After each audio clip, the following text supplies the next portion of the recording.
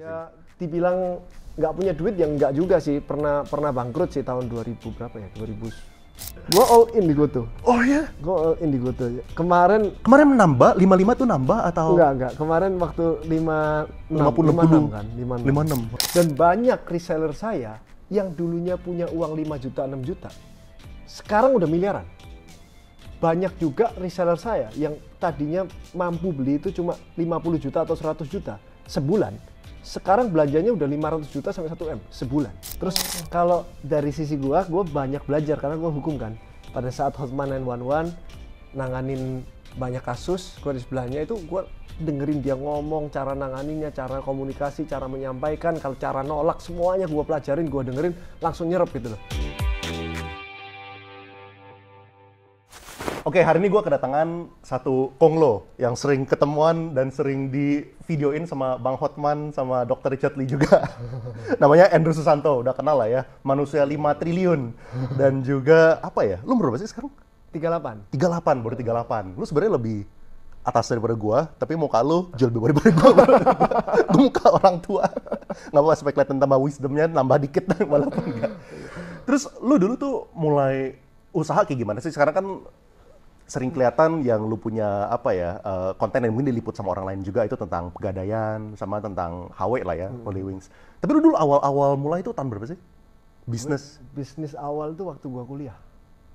Lu kuliah tahun? 2003. Sampai 2006? 3 tahun ya. 3 tahun, berarti lu mulai, oke, terus bisnis apa itu yang pertama? Catering Catering dulu makanan? Catering makanan ya, jadi waktu kuliah sih iseng ya, pengen nyobaan. Jadi dulu catering itu hire pembantu masak gitulah ya, cari terus beli wajan, beli apa gitu catering untuk supply teman-teman Di kuliah? di kuliah. Itu pertama bisnisnya. Oh, jadi kalau misalnya teman-teman kuliah supaya mereka nggak usah beli di kantin, Iya. mereka beli dari lu gitu? Tapi pertama kali sengsara banget, bangun harus jam 4 pagi, terus kelas jam 8, jam 4 ngurusin, sengsara banget. Jadi cuma berjalan cuma berapa bulan, sengsara, akhirnya di twist tuh ke catering yang kalau ada acara-acara sekali ngambil jadi kan 200, 100.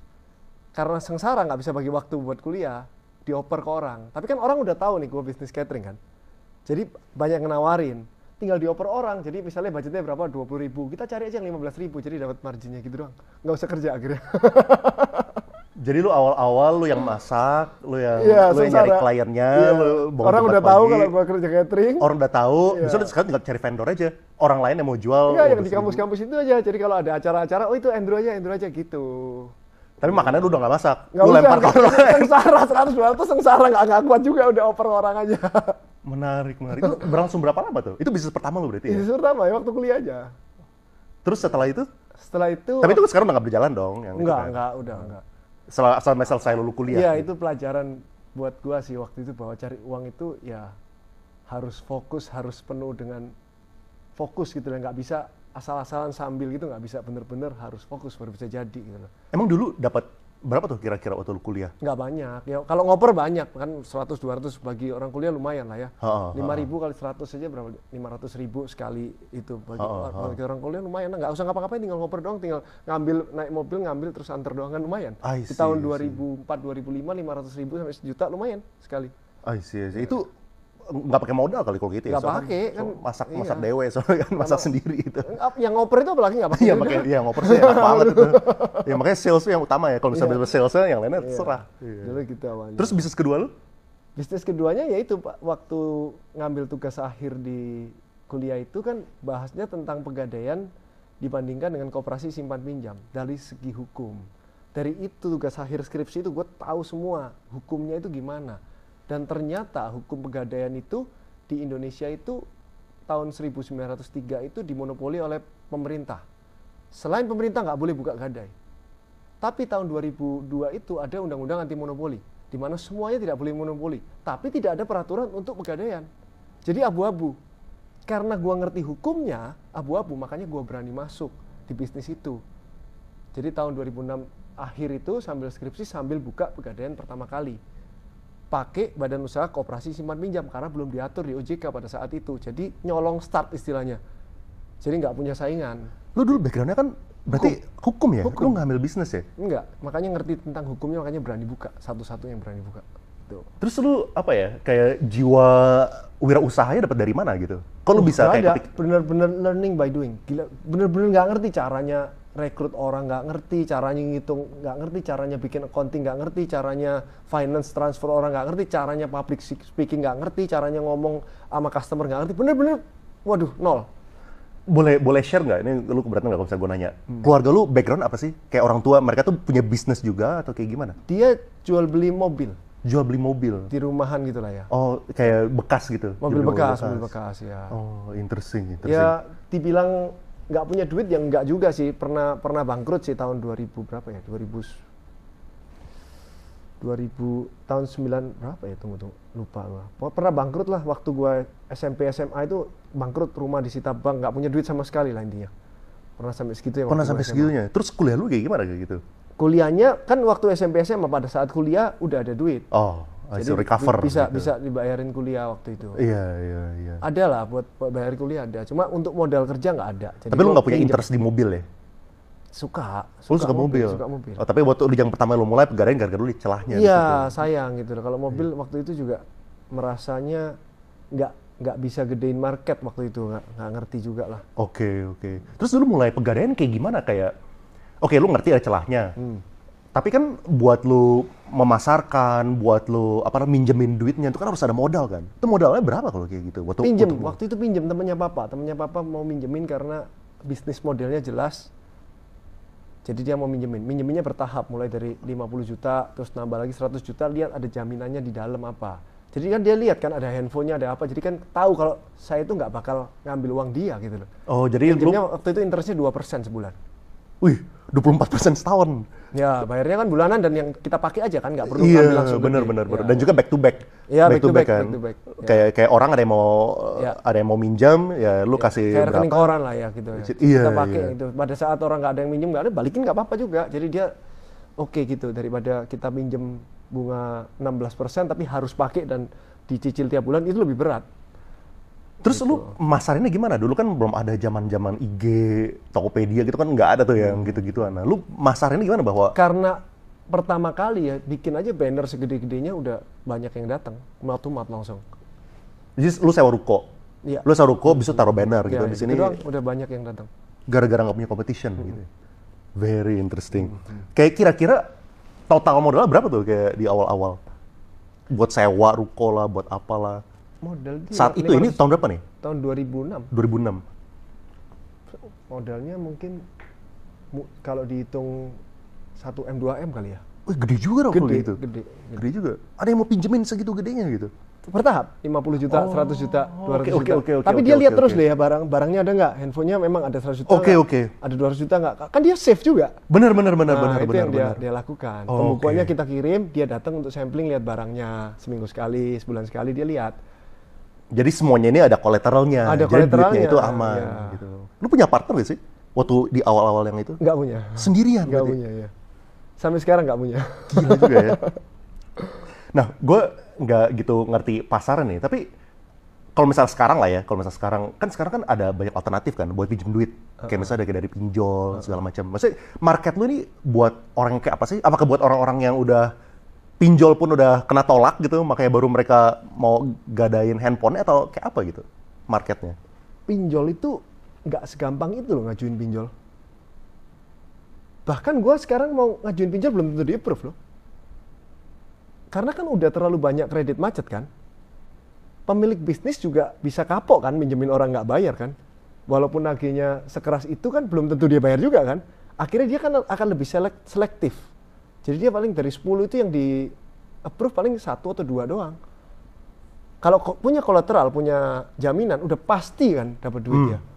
Oke. Gitu. Soal pinjol itu nggak ada kolateral. Nggak ada kolateral kan, itu masalahnya di situ. Cuma ya itu yang pingin aku bahas sama kamu nih. Pinjol itu banyak banget orang yang ngomongnya gini. Nggak usah dibayar, kamu kalau pinjem ke pinjol ilegal. Tagihannya terlalu keras. Dimaki, yang nagih dimaki gitu kan. Justru, nagih dimaki, iya. Iya kan gitu kan. Justru yang aku pingin lihat dari angle-nya itu adalah dari pemilik usaha pinjolnya, dari yang minjemin. Pada saat orang mau minjemin si A ya, dan si A itu nggak bisa bayar, berarti yang salah siapa? Yang minjemin dulu. kan itu ada mitigasi resikonya dia. Mitigasi resikonya dia itu misalnya bunganya misalnya 1 bulan 1 hari 1% gitu ya. Berarti itu ada sekian persen, mungkin 0,2% dari 1% itu adalah mitigasi resiko pada saat dia nggak bayar, maka uang 0,8% dari orang-orang yang bayar itu patungan untuk bayar yang nggak bayar gitu loh. Dia udah harus hitung itu, sehingga pada saat orang nggak bisa bayar, dia cukup nagih dengan sopan, dengan apa, ya pokoknya dengan sopan lah ya, nagihnya dengan benar. Kalau memang orangnya nggak bisa bayar, ya udah cukup sampai di situ. Untuk pemilik pinjol itu harusnya seperti itu, karena kamu udah salah. Ya kamu kalau udah salah minjemin orang ini, robot AI-mu itu dibenerin dong. Berarti orang seperti ini tuh jangan dipinjemin lain kali gitu loh. Bukan dengan cara nagih keras-kerasan sampai ada yang bunuh diri dan lain-lain. Itu kan salah yang minjemin gitu loh. Yang minjem ini nggak salah karena dia nggak tahu aku bakal bisa bayar atau enggak. Saya mikirnya bisa kok, aku nanti bulan depan bisa kok, minggu depan bisa kok. Tapi kan dia nggak bisa mikir sampai sepanjang itu. Tapi yang minjemin kan tahu, oke kamu bisa. Ternyata nggak bisa, ya salah yang minjemin gitu loh. Menarik. Berarti kalau misalnya ada orang yang minjemin uang, ya kan, ada yang minjemin sama ada yang minjem lah ya. Iya, iya. Kalau misalnya yang minjemnya ini kagak bayar, bukannya berarti yang minjemnya ini yang salah? Bukan. Yang nilai itu yang minjemin. Kenapa lu kasih dia? Atau enggak, ya ini kan dari 1.000 orang yang lu pinjemin udah hitung dong, ada sekian persen yang nggak bayar. Dan setiap orang beda-beda loh ya, misalnya Leon nih udah kredibilitasnya tinggi nih, oke gua kasih 0,5% sebulan juga nggak apa-apa. Karena kemungkinan nggak bayar dia 0,0 sekian, udah pasti orang rumahnya di sini, udah kerjaannya jelas gitu. Orangnya nggak jelas ini, kemungkinan nggak bayar lebih tinggi, mungkin 20% nggak lebih. Oke, saya kasih 2% sebulan deh. Jadi saya harus dapat gede karena resikonya gede. Jadi itu semua udah harus dihitung. Apakah ini tuh susahnya gara-gara kalau misalnya apakah ini perbedaannya kalau misalnya pinjol tuh kebanyakan yang non collateral, sedangkan lu tuh ada collateral. Iya. Jadi buat lu kan beda. Kalau gua itu based on collateral. Ini yang ceritain tadi adalah based on people. Kayak bank aja kan, biasanya kan dia bener-bener nyortir kalau minjemin uang.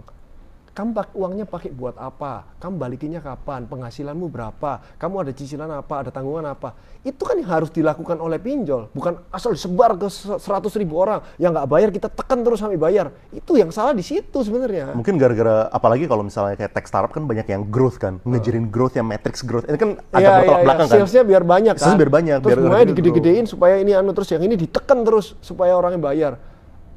Itu yang masalahnya di situ sebenarnya. Very interesting. Nah, kan kemarin lu pernah bilang, gue sempat baca lah beberapa bulan kemarin tuh ada yang debt collector yang not neror segala macam kan. Terus kemarin waktu kita acara Finvolk, lu tuh pernah bilang treat the customers bukan sebagai orang yang ngutang, tapi sebagai orang menabung. Kira-kira kayak gitu ya? Mungkin gue quote-nya agak salah gitu. Maksudnya apa gitu? Kayak kenapa mereka ditreat sebagai menabung? Karena orang kalau mau minjem itu, dia mindsetnya adalah malu. Ya kan? Kalau dia udah malu, terus dia datang, kita treat dia sebagai orang yang mau minjem, dia akan semakin down. Kita treat dia sebagai orang nabung punya uang, karena dia punya kolateral kan. Jadi kita harus hargain dia dong. Hargain dia seolah-olah dia punya uang. Sama yang dilakukan oleh bank. Bank itu melakukan kita, saya nih punya duit 100M, saya mau deposito. Sama saya nih ke bank, saya mau pinjam 100M. Bank itu lebih ngejar saya yang pada saat saya minjem 100M. Karena dia make money-nya pada saat saya minjem duit, bukan pada saat nabung kan. Jadi kira-kira itulah filosofinya dari situ. Interesting. Terus kalau misalnya ada berapa cabang sekarang lu? Sekarang hampir 1.000. 1.000 cabang? Iya. 1.000 itu sistem franchise atau semua self-manage? Semua sendiri. Buka toko satu-satu gitu. Satu-satu ya. Lu ops heavy banget ya berarti ya? Operations heavy banget berarti kan? Kayak on the ground di setiap cabang harus ada orangnya, harus ada leadernya. Iya. Lu bahkan kayak buka di sini ada assessmentnya. Semuanya. Udah kayak buka Indomaret aja loh. Ada 1.000. Iya, Indomaret kan franchise tapi. Lebih, iya itu makanya. Makanya kalau misalnya franchise kan franchise tuh lebih gampang lah ya, modalnya kan juga dibagi-bagi. Satu modalnya, gitu. Kedua franchise tuh enaknya dapat tempatnya kan, banyak orang yang punya tempat strategis tapi nggak mau disewain. Tapi kalau franchise aku mau kerjasama. Pertama gitu. itu, kedua kalau misalnya franchise bedanya itu adalah orang yang ngambil franchise-nya dia yang hunting tempat. Misalnya kayak gue mau buka di Jogja gitu, gue yang hunting tempat sampai ada yang bagus, gue propose, whatever Maret gitu, ini oke nggak menurut lo? Jadi lu cuma approve doang gitu. Gua nggak. Itu kan cari. Enak banget kalau lu kan 1.000 nyari sendiri. Gila juga. Semua nyari sendiri, bahkan sekarang nyarinya udah online. Ini ruko atau kios itu? Kios itu, gue nyarinya udah online sekarang. Bahkan online, lihat di Google Earth dong semuanya negosiasi pakai itu semuanya, bisa kayak gitu. Kalau misalnya dulu, lu kan nggak punya competition. Kalau sekarang ada competition nggak sih? Ada lah, banyak. Udah banyak sekarang? Banyak. Sejak tahun 2016 kan udah disahkan oleh OJK. Udah ada 147 perusahaan yang di Indonesia yang sudah beroperasi. 2016? Sejak tahun 2016 sampai sekarang. 2016? Ya. Tapi 2016 itu baru, kan lu dulu awal-awalnya kan lu tahu celahnya. Iya, 10 tahun pertama, berarti nyolong start 10 tahun. Makanya sekarang paling gede karena mulai duluan 10 tahun di awal. Interesting, Gitu. interesting. Tapi orang tuh apa ya, pioneer is one thing kan, pioneer is one thing, having the idea is one thing, lihat celahnya is one thing, tapi you need to have the complete package juga kan, kayak Ya, dari harus. segi penjualannya, ininya, nyari investor kayak gimana, convince gimana. Ya. Gila nih bisnis pertama lu lah yang bukan yang side hustle ya. Ya. Pertama. Hebat. Sampai sekarang. Sampai sekarang fokusnya di situ. Keren. Nah terus lu berarti dengan duit yang lu dapat ini, lu investnya di mana aja gitu? Dari cash yang lu dapat, apakah yang sering kedengeran kan kayak Holy Wings gitu? Ya, Terus kayak ada apa lagi sih? Di beberapa ada restoran, kalau ada temen buka investasi, terus ya ada sih di properti juga ada, cryptocurrency ada, di saham juga ada. Yang paling gede kalau misalnya lo ranking top berapa ya? Top 5 lah ya. Paling kalau gede boleh. ya? Di luar dari bisnis ya? Kan lu pasti kan Iya, utamanya kan bisnis dulu kan. bisnis dulu gitu kan. Nah Iya. setelah itu Di Holy Wings paling gede. Holy Wings. Ya. Yang kedua Yang kedua mungkin masih di liquid asset ya Mas Yan ya, deposito gitu Mas Yan ya. oh Karena harus dipersiapkan untuk cadangan kas untuk kalau misalnya ada apa-apa buat perusahaan. Kayak something happen kayak waktu corona kan. Kayak corona itu saya nggak ngurangin pegawai sama sekali, saya nggak motong gaji karyawan sama sekali, dan tetap perluasan bisnis besar-besaran. Padahal omsetnya turun 45%. Pegadaian. omsetnya malah turun ya? Turun. Corona ya? Ekonomi kalau turun, omset pegadaian pasti turun. Gue kira gara-gara banyak yang layoff. Bank juga pasti turun. Gue kira gara-gara banyak yang layoff, banyak kehilangan kerjaan, mereka tiba-tiba kebutuhan mendesak, makanya mereka harus pinjam, enggak kayak Mereka gitu. jual kalau terdesak. Kalau mereka tahu nggak bisa nebus, dia jual, bukan pinjam. Gitu. Makanya turun 45%. Orang minjem tuh sebenarnya buat apa sih? Kan kebutuhan. Orang minjem karena dia tahu bisa bayar gitu. Oke, use case itu kayak apa sih? Kayak contohnya, kayak mereka ada kebutuhan mendesak apa? Karena lu kan Ya, short term. biasanya paling gampang itu sekarang yang paling ramai tanggal 15 sampai 24. Karena gajian tanggal 25. Daripada dia pinjam tetangganya, minjem sebelahnya, belum tentu dipinjemin dan diomongin, udah nggak dipinjemin, diomongin lagi. Mendingan dia pinjam ke Gadai, udah jelas. Gitu loh. Tapi nggak bisa ditelepon buat 2 minggu. WA-nya di situ. Rata-rata orang punya lebih dari satu handphone. Rata-rata orang, jadi orang biasanya ganti handphone tuh yang lama itu nggak dijual biasanya. Yang lama itu dia mau tetap, jadi itu dipinjam gitu kira-kira untuk nyambung hidupnya dia selama seminggu 2 minggu itu. Interesting. Oke, Holy Wings, terus deposito. Lu masukin ke reksadana gitu-gitu atau lu ke deposito aja gitu? Deposito aja. Deposito, interesting. Terus itu standby cash lah ya, bukan Iya, deposito iya. juga keluar masuk kan boleh kalau udah di certain amount kan boleh kan untuk berapa hari pun tetap cair juga bisa kan. Benar. Kalau udah certain amount itu untuk standby cash misalnya kayak penjualan dari barang yang nggak ditebus, penjualannya sepi, akhirnya numpuk, itu kan harus ada standby cash gitu. Jadi itu masih berhubungan lah ya sama bisnis gue ya. Mungkin yang nggak berhubungan mungkin saham lah ya. Saham. Beli saham. Saham Indo. Saham Indo, Saham Indo. BCA, Goto. Tapi buat lo turun kemarin jadi 55, jadi 60 ketawa-ketawa aja. Oh enggak juga loh, gue all in di Goto. Oh iya? Gue all in di Goto. Kemarin Kemarin 55 tuh nambah atau? enggak. Kemarin waktu 56 kan, 56. 56. Waktu 56 ada beberapa influencer saham WA gua. Jual tuh. Bentar lagi gocap tuh, influencer saham nih. Gua jawab, enggak, tetap teguh, gua bilang. 2 jam kemudian 70. Terus cuman lu masih hold, lu masih belum mau lepas. Enggak mau lepas gua. Lu percaya long term berarti ya? Oh, gue long term, gue long term. Gue usahakan sesedikit mungkin mencet beli atau jual. Sesedikit mungkin. Kalau mencet itu semakin banyak mencet, semakin mainnya kan di emosional ya, bahaya itu. Lu mainnya gimana, kayak apakah DCA kayak pokoknya setiap bulan gue nambahin sekian gitu atau? Enggak, sekali, pokoknya kalau mau masuk langsung. Tahun 2020, waktu saham 4.300 Oh iya, IHSG. Gue one hit masuk, 10 bulan kemudian one hit keluar. 87% untungnya. Gila, iya itu gila banget itu. Yang paling apa ya, quote unquote mudah tuh waktu market crash ya. Market crash buat lagi diskon gitu. Termasuk BCA pun kena diskon juga tuh. Tapi waktu gue pertama kali one hit masuk nih ya, itu pertama kali gue main saham 2020. Oh, itu makanya masuk. Gue masuk sekali cerdas ya. Gue tidur, bangun, 1 hari minus 900 juta. Oh, nggak bisa tidur juga lo. Gila, ini main apa sehari rugi 900 juta? Banyak minus 900 juta. Sehari. Itu masukin 20 miliar Terus itu mah. besoknya minus 1,2 M. Wah gila ini. Ini main apa ini? Terus giliran 4.300 kan dia turun kan sampai 4.000 kan. Habis 4.000 terus naik terus kan. Oh langsung itu minus plus baru ngerasain enaknya. Udah nggak bisa tidur. Gila ini 1 hari rugi 900 juta ini. Gila ini investasi apa gue pikir. Cuma mirip kayak yang itu waktu gue masuk ke US stock lumayan gede itu di bulan Desember tahun lalu. Saya itu kan S&P 500 lagi di bawah tuh, lagi crash. Gue masuk persis sama kayak lo di bulan pertama gila minus 5%, minus 8%. Apalagi gue ngomong di YouTube lagi. Tapi gue mau tanya ya, ini mumpung ini S&P ya, mumpung sekalian semua denger ya. Apa untungnya masuk S&P dibanding IHSG? Nah, gue punya jawaban yang menurut gue mungkin bisa bikin lu mikir supaya lu pindahin atau lu invest saham di S&P. Atau mungkin gue punya jawaban yang bikin lu mikir, oke IHSG aja. Oke, benar.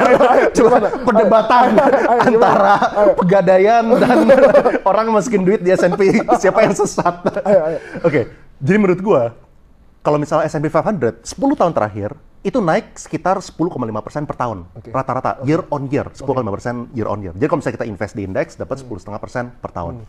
Kalau misalnya kita invest di Nasdaq 100, itu Nasdaq 100 artinya itu yang lebih tech heavy stocks gitu ya. Kita dapat sekitar 17% per tahun on average gitu. Kita tarik selama 10 tahun. Itu masih belum termasuk sama penguatan USD yang sekitar 3% per tahun. Kayak 10 tahun terakhir, itu tuh kita di tahun 2013 sampai tahun 2023 itu naik sekitar 38%. Dari 11.000 sekian, sekarang per hari ini, per kemarin 19.800. Nah jadi, sedangkan IHSG, kalau nggak salah, ini gue lupa angkanya, tapi kira-kira kayaknya sekitar 5 tahun terakhir, itu tuh kira-kira 5% per tahun IHSG. 5% per tahun.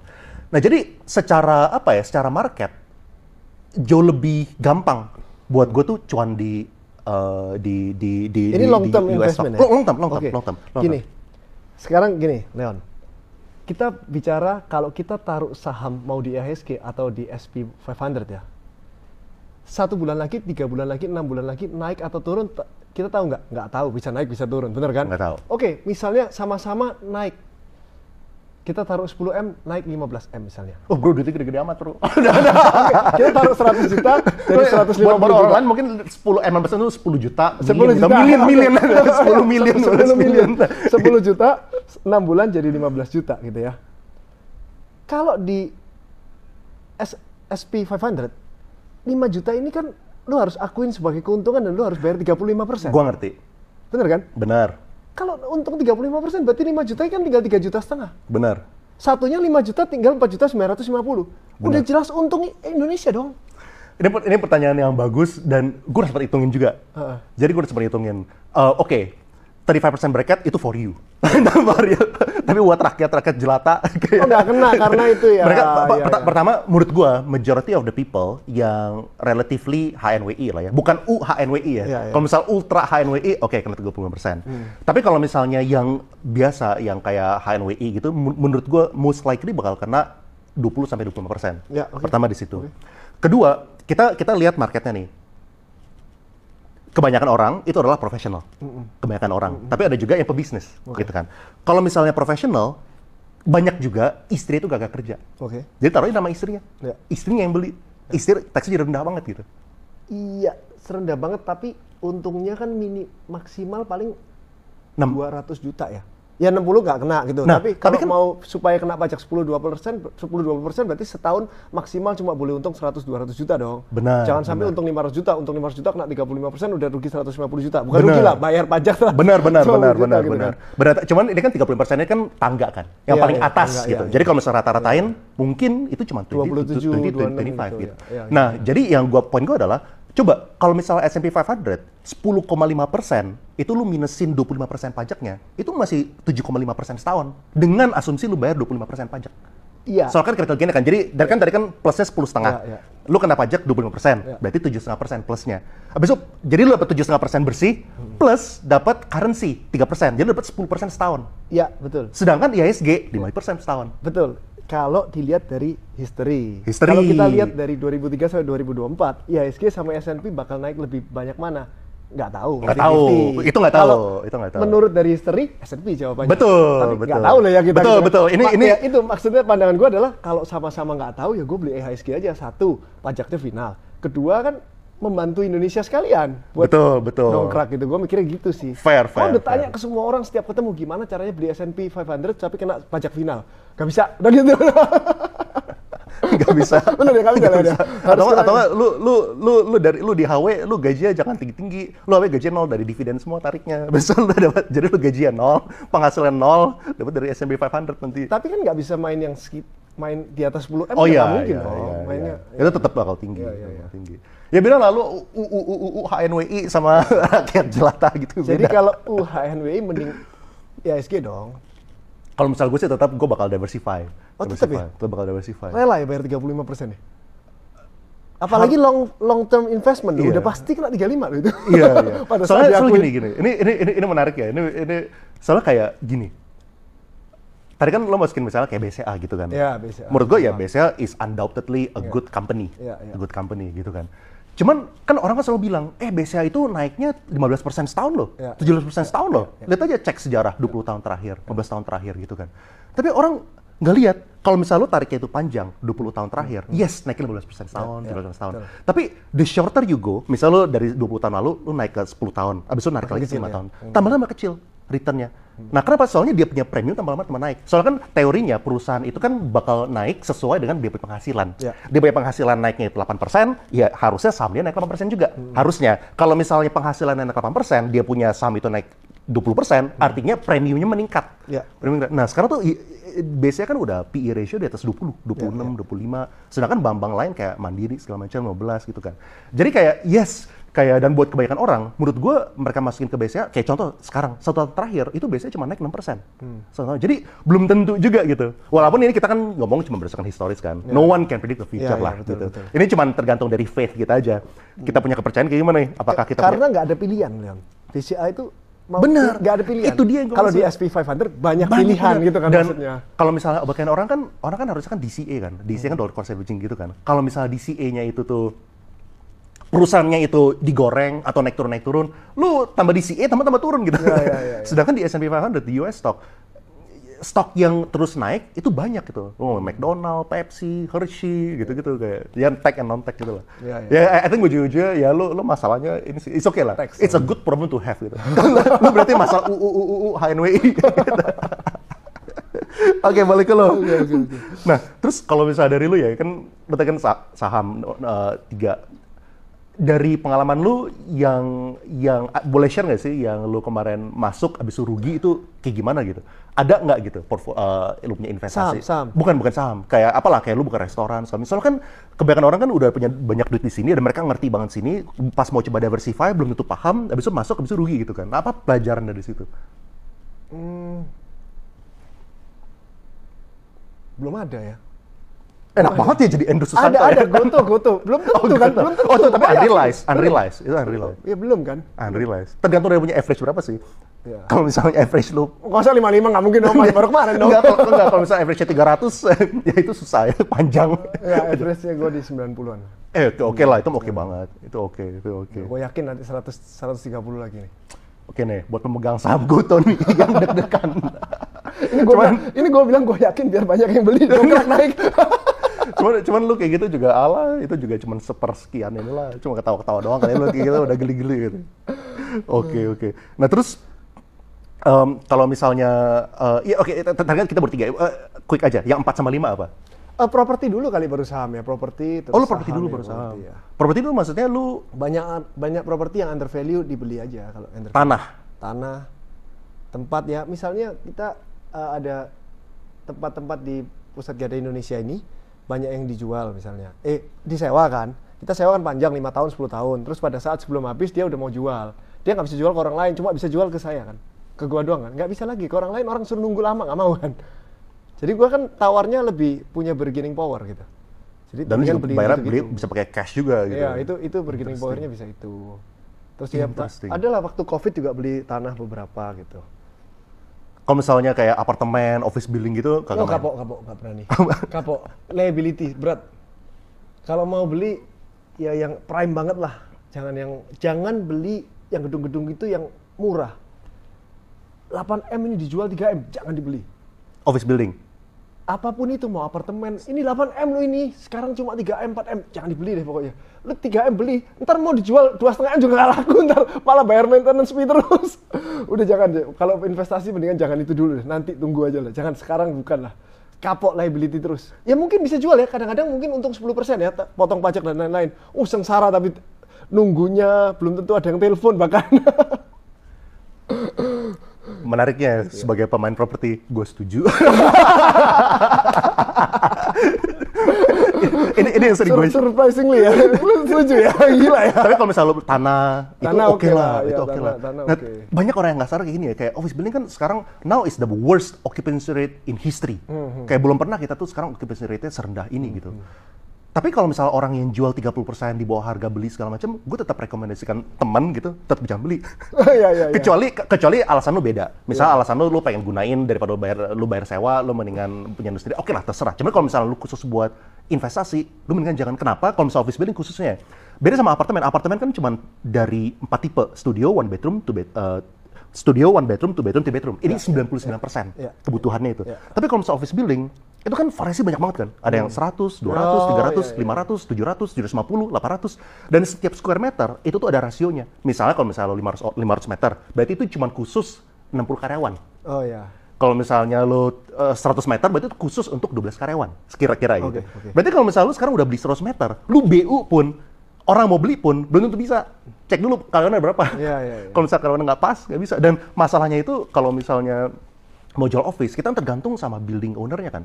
Kita kan tergantung sama BM-nya, kita pasti nitip kan. Nggak mungkin kita jual sendiri gitu kan. Nah, masalahnya itu kalau misalnya beda sama kayak tanah atau rumah atau ruko, lu bisa taruh pelang. Ya. Kalau misalnya izinnya nggak perlu, taruh pelang. Kalau misalnya taruh pelang di lantai 30, siapa yang lihat? Dan liability kan setiap bulan harus bayar kan. Iya. Mau nggak mau kan. Itu. Lu nggak bayar pada saat laku baru bayar, kena denda. Bayar sekarang makan hati. Wah, serba salah deh pokoknya beli itu. Nah, lu kan sering ini kan, kayaknya lu kenal Bang Hotman tuh udah berapa lama ya? 2020 pada saat gua masuk di Holy Wings, terus gua ngajak dia untuk masuk. Oh, lu ngajak dia buat Ya. masuk. Tapi sebelumnya lu kenal dari mana? Nggak ada. Oh, di Holy Wings itu ceritanya Bang Hotman kontak koko gua. Koko gua itu Koko Jackson namanya. Oh, Holly, Koko Jackson Holly. tuh koko lu. Iya. Oh, Bang iya. Hotman kontak dia. Terus dia kontak, gua mau ini dong, tanya-tanya tentang Holy Wings. Terus gue yang nemuin. Gue nemuin Bang Hotman, karena sesama orang hukum, jelasin, dia lebih paham. Akhirnya dia mau masuk, pertama kali masuk di Atlas dulu. Sampai terakhir masuk udah di holding. Gitu. Loh, Kenalnya di situ. tapi lu kan sebagai investor kan, passive investor kan, lu nggak aktif kan? Enggak, komisaris. Komisaris di sana. Oh, berarti lu lumayan share lu lumayan ya di Iya. sampai dapat position board gitu. Komisaris ya, sampai nanti udah balik modal. Baru memastikan gue balik modal dulu jadi komisaris dong, harus dong. Kalau nggak balik modal ntar. Iya, cuma kalau misalnya lo masuknya cuma 5% gitu-gitu, orang nggak mau kasih jadi komisaris gitu. Lu mau masukkan mesti lumayan signifikan baru orang kasih. Soalnya menariknya malah kalau misalnya kayak ada Bang Hotman mau masuk, biasanya kan orang kan ngobrol langsung ke foundernya. Atau nggak yang CEO-nya lah gitu, ini ngomongnya kok lu ya, ke investor ya gitu. Enak banget ya, gak ada. Iya, menarik. Oh, itu jadi pertama kali lu kenal? Iya. Oh, nah ini menarik kayak gini bro. Ini kalau misalnya kayak kita ya kayak orang umum lah ya. Apalagi pengalaman gue misalnya di office building gitu.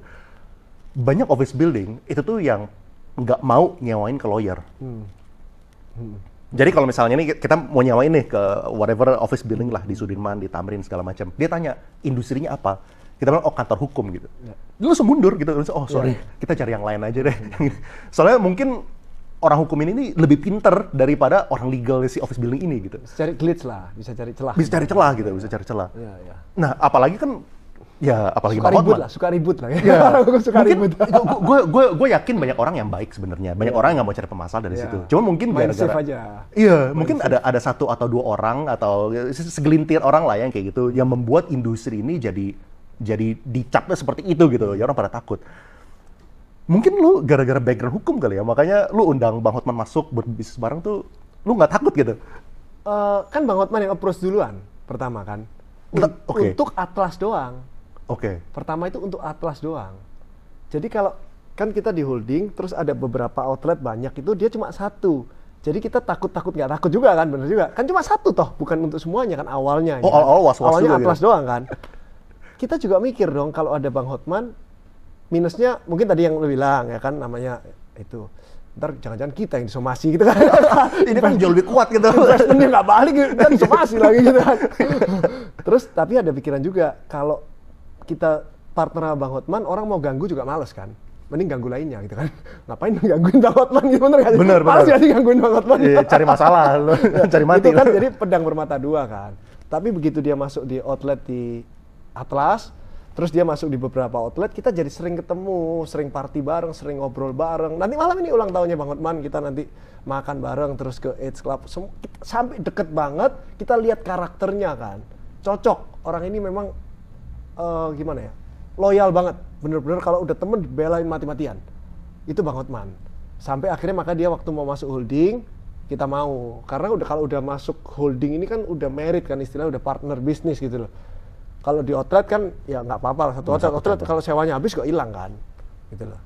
Interesting. Oh, lu jadi awal-awal satu dulu, abis itu perkenalan, ternyata enak, cocok, orangnya ternyata nggak seperti itu, nggak seperti yang dibayangkan. Malah justru lebih kebelain kita mati-matian gitu. Menarik. Iya, asalkan lu jangan berseberangan aja. Berseberangan hilang nah. Tapi pengalaman kerja bareng apa ya, kan pasti kan orang-orang banyak yang curious ya.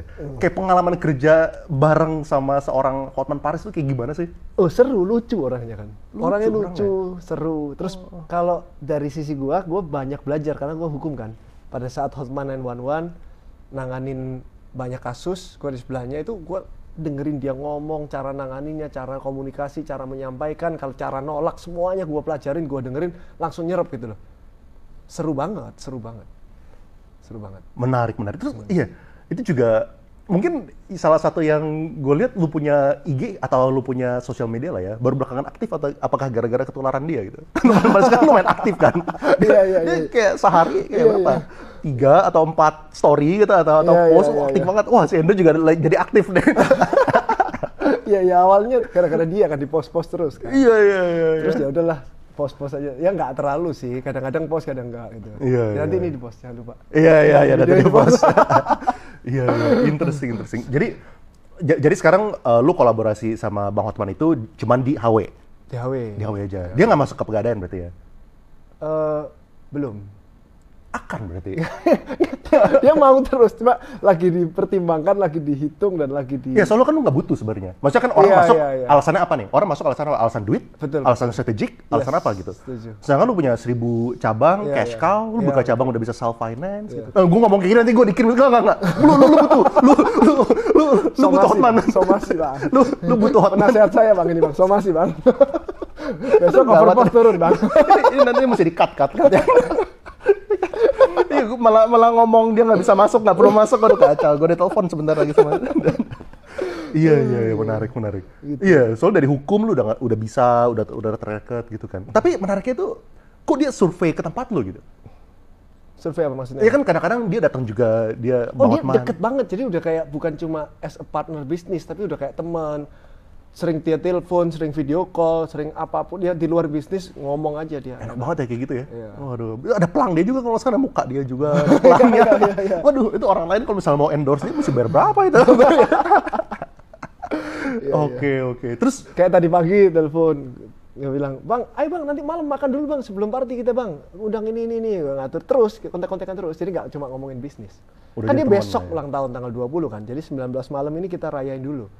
Iya. Ini sekarang lagi haji kali dia ngomongin terus. Dan dia lagi bersin gitu kayak, kok gue ini. Interesting.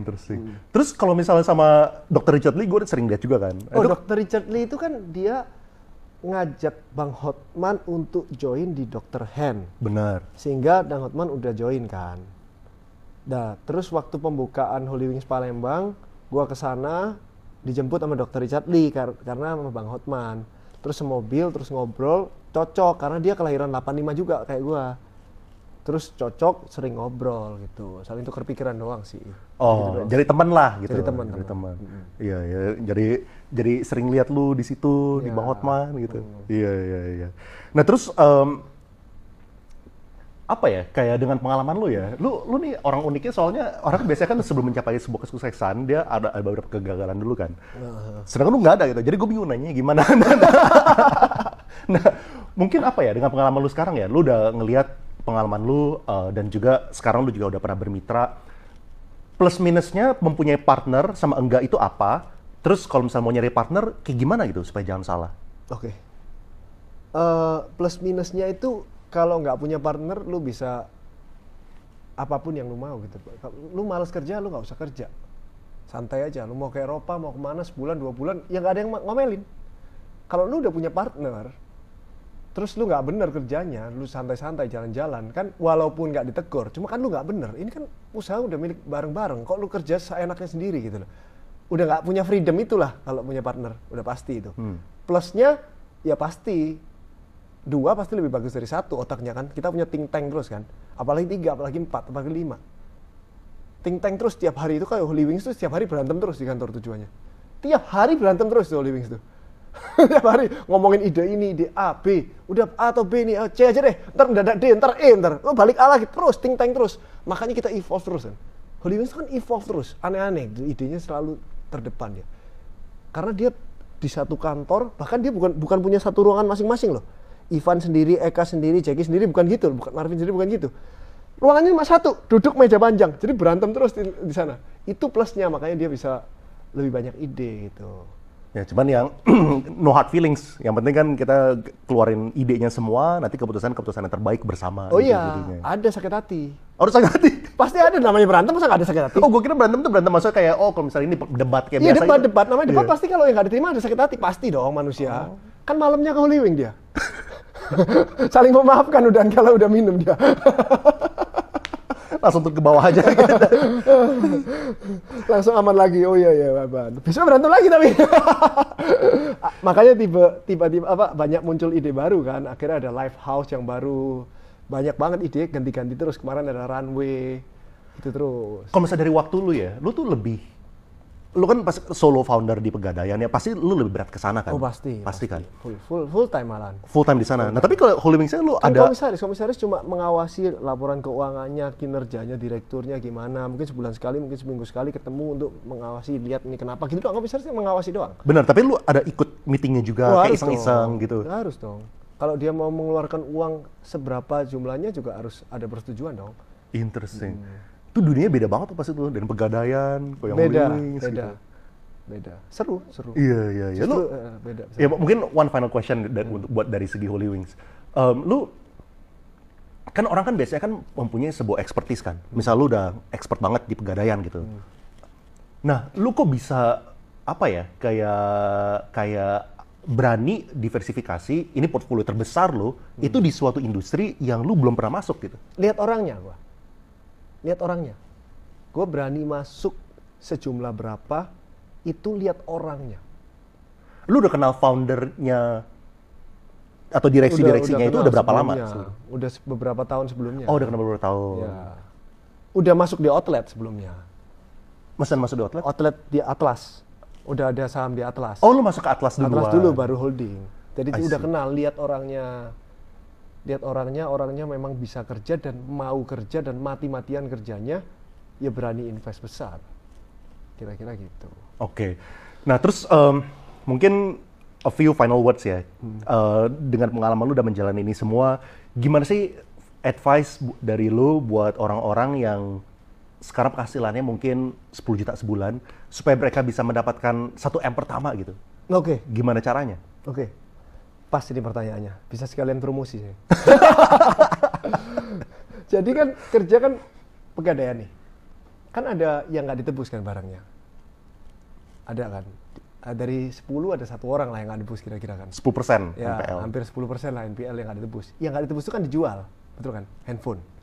Dijual itu, kita jual itu, saya investasi di Sinar Mutiara namanya, Sinar Mutiara Sel, di Jalan Panjang itu di Jakarta. Itu untuk menjual barang-barang itu. Dan yang beli bukan end user, yang beli itu semua reseller. Mulai dari 5 item, 10 juta bisa ada 5 item. 5 item oleh 5 juta, 6 juta. Dan banyak reseller saya yang dulunya punya uang 5 juta, 6 juta.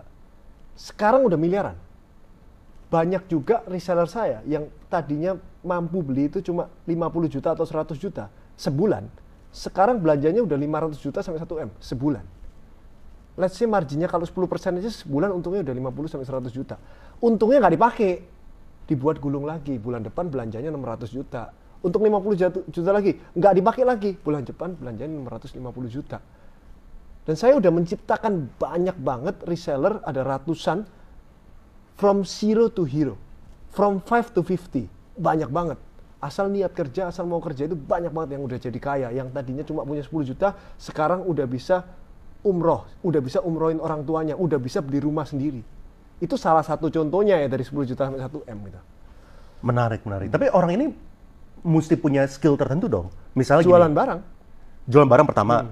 Terus kedua, dia kan juga harus bisa akses kan. Dia harus bisa lihat nih misalnya iPhone atau apapun lah, handphone atau laptop. Pasti. Ini barang yang grade A, B, C, D Yes. gitu kan, yang berapa persen. Iya kan simpel, kalau orang umur sekarang, umur 20-an, 20 sampai 30-an, udah pasti ngerti handphone. Cara ngecek handphone nggak mungkin nggak ngerti. Masa dicari nih ya LCD-nya garis enggak. Kan nggak perlu diajarin itu kan. Udah ngerti, dia udah pakai dari SMP kan.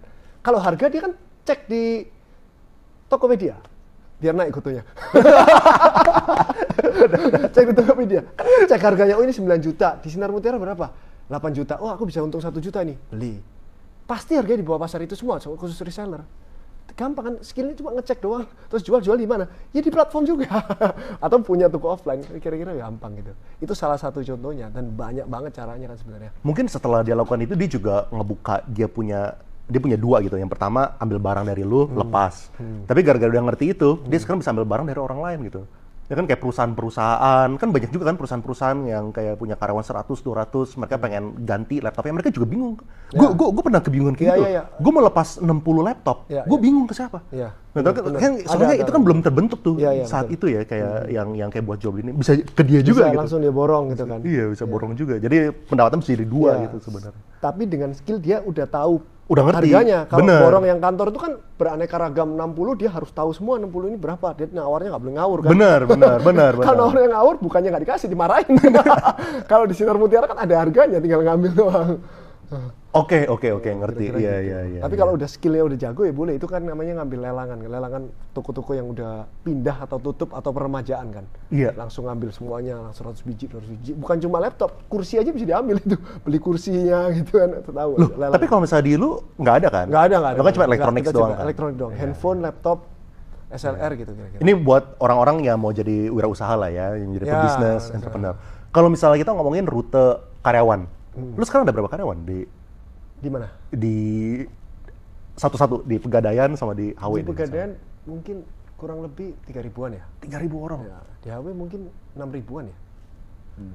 Nah, lu kan udah melihat data yang segitu besarnya kan. Maksudnya, lu pasti ada juga orang-orang yang dulu mulai itu dari bawah. Maksudnya mungkin gaji UMR, atau bahkan gua nggak tahu apakah di bawah UMR atau whatever gitu. Ada orang-orang yang tipe yang mulai dari bawah, bisa mereka dipromosiin terus gitu, dikasih kepercayaan. Tapi ada orang yang udah UMR, ya stuck UMR terus gitu. Setelah 6 tahun masih UMR juga nggak naik-naik gitu kan. Betul. Nah, boleh share contoh nggak sih kayak orang yang kayak gini itu kayak gimana? Lalu pembedanya apa? Kenapa sih ada satu orang yang bisa naik, sedangkan ada satu orang tuh yang stuck gitu? Oke, menarik nih. Harus diketahuin ya, nggak semua orang bisa wira swasta, wira usaha. Nggak semua orang dilahirkan untuk itu. Gitu. Jadi jangan dipaksakan kalau memang jiwanya bukan di situ gitu dulu.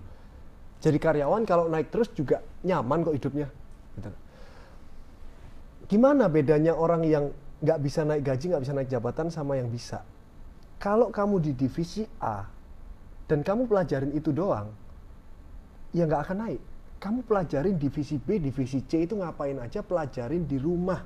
Google, YouTube, lihat overpost. Wih, mantap. Kan teman-temanmu belum lihat semua. Kamu kalau udah lihat satu set of purpose, udah pasti kamu lebih hebat dari mereka. Contohnya, ya kan, pastinya gitu kan. Lebih ngerti semuanya.